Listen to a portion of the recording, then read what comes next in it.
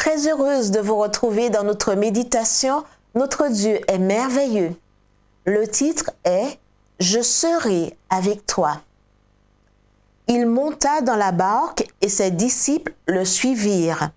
Alors il s'éleva sur la mer une si forte tempête que la barque était couverte par les vagues. Et lui, il dormait. Matthieu 8, versets 23 à 24.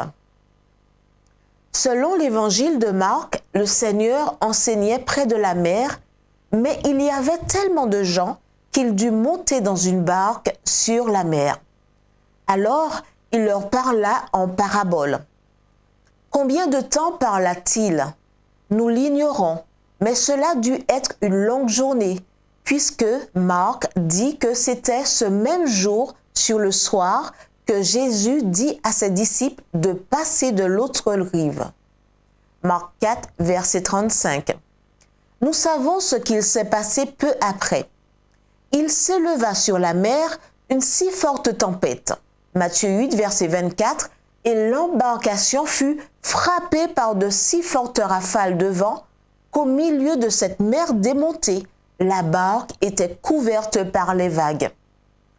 La situation devint si difficile que les disciples, bien que pécheurs expérimentés, eurent peur pour leur vie. À propos, où était le Seigneur? Marc dit qu'il dormait à la poupe sur le coussin. Marc 4, verset 38. Et quand les disciples, effrayés, le réveillèrent, l'Écriture dit qu'il se réveilla, menaça le vent et dit à la mer, « Silence, tais-toi !» Le vent cessa et un grand calme se fit. Verset 39. Le récit se termine par la scène des disciples stupéfaits, se demandant l'un à l'autre, « Quel est donc celui-ci, car même le vent et la mer lui obéissent ?» Verset 41.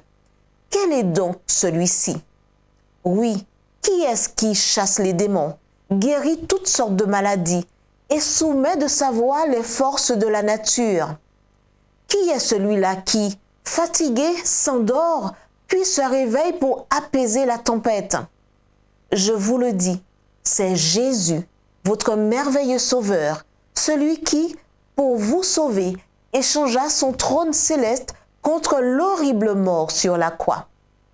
Je vais vous dire quelque chose de plus. Ce récit ne figure pas dans les Écritures uniquement pour que vous vous souveniez avec admiration des événements qui se sont produits cette nuit-là en mer de Galilée. Il y figure pour que vous n'oubliez jamais que, peu importe la force des tempêtes qui s'abattent sur vous, vous aurez toujours le Sauveur à vos côtés. La tempête vous frappe-t-elle actuellement?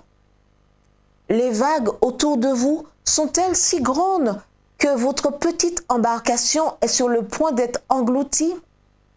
Si telle est votre expérience, voici la promesse divine pour vous en ce moment même.